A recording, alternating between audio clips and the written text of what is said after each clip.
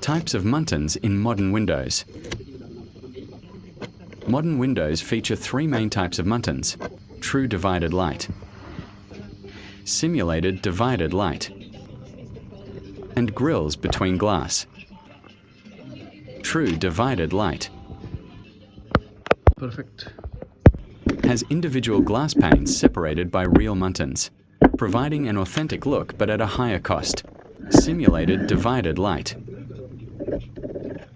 uses a large insulated glass unit with muntin bars on both surfaces and spacer, bars to enhance realism, grills between glass.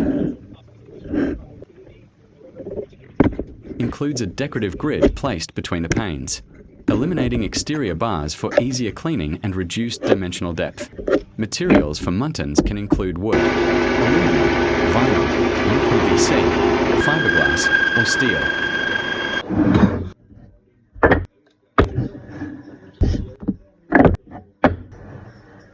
Measuring French door muntins.